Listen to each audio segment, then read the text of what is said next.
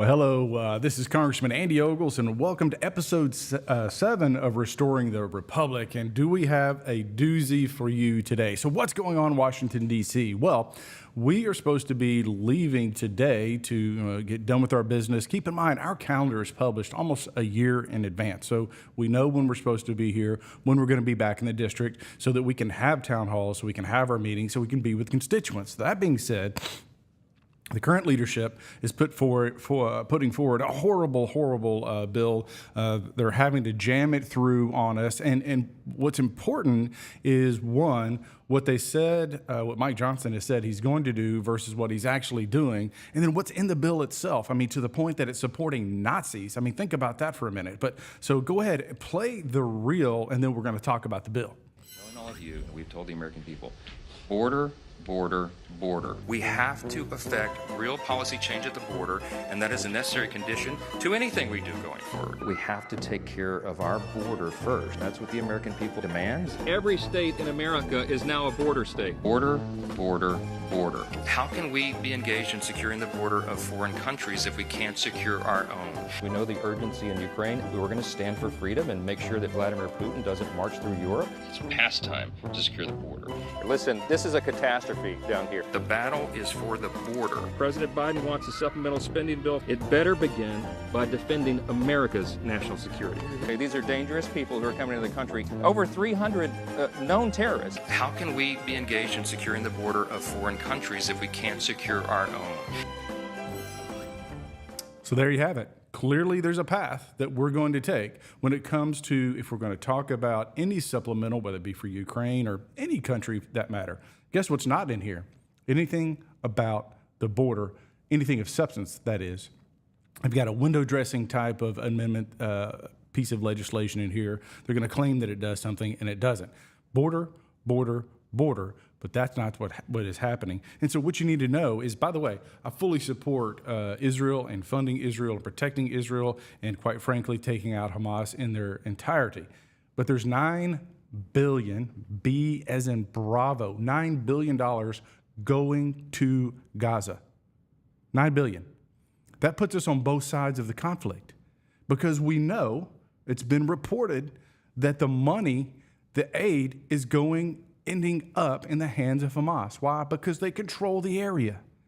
So this administration is going to essentially fund the other side of this war. Now, let's go over to Ukraine, where you've got this $481 million for medical bills for Ukrainian refugees. You've got all the other money that's in there. But guess what? Some of this money is going to prop up neo-Nazis in Europe to fight in the war. So at a time when Israel has just been attacked, has been assaulted, we're going to send money to Ukraine that's going to prop up European Nazis. This does not make any sense, folks. Look, I get it. The world's a dangerous place, and solutions to these conflicts are often complicated. But you're literally talking about funding organizations that hate our ally, Israel, at a time when Israel is at war, at a time where Israelis were murdered and raped. This is the type of policy that's going to be put forward? Thanks, no thanks. So what's happening? What's happening procedurally? So you have what's called a rule. A rule sets and by the way, my phones are going off, so I'm going to try to mute them real quick. It sets the terms of the deal. So think about Monopoly. The game that you would play as a kid, red light, green light. The rules of the game set the terms. And so before you vote on any piece of legislation, there's a rule that goes with it, that comes ahead of it. And so the opportunity, and the only opportunity to actually stop this bad legislation, and by the way, I just had a meeting with the speaker, myself, and some other Freedom Caucus members like Byron Donalds and some others, et cetera. I'll get to that in just a minute. But is that we've got to take this down now before you actually get to the legislation and force them to put a better piece of legislation on the House floor. So in this meeting that we just had on the House floor, it was quite heated at times because there were some personalities that joined the meeting that probably shouldn't have been there. It doesn't matter. And I say that only because they got emotional in the meeting. That being said, is put forward a clean Israel bill and have a non-political, non-controversial pay for, meaning that the money that we send to Israel, we're taking out of some other bucket of money that doesn't need to be spent, but it's not political. It's not a poison type pill thing. And he declined. So this is the state of play in Washington, D.C. right now, is that as we're barreling towards $36 trillion in debt, we'll be there in just a few months, at a time when Israel's under attack, we're holding monies hostage, no pun intended, unless Ukraine is packaged with it. And meanwhile, you have Taiwan.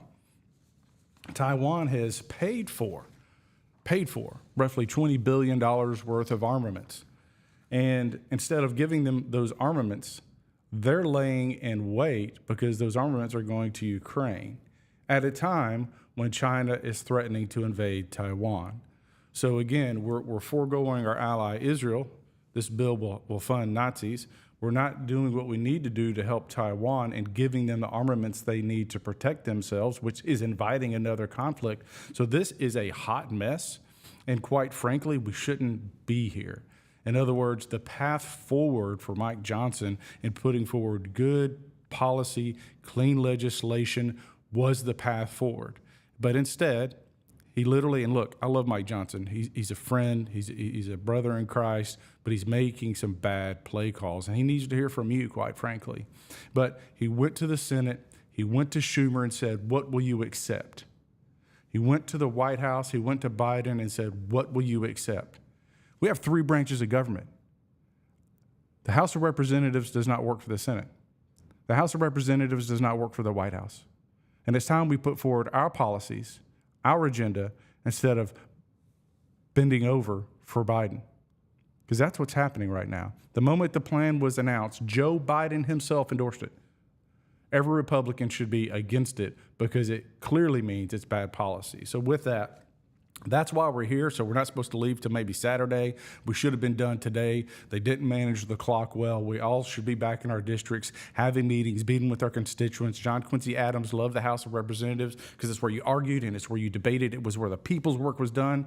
But it also was the opportunity where we would go home and we would get to meet with our constituents and we would see our constituents. But because they can't manage the clock, because they're putting forward bad policy, they're keeping us here over a weekend, which I'm here.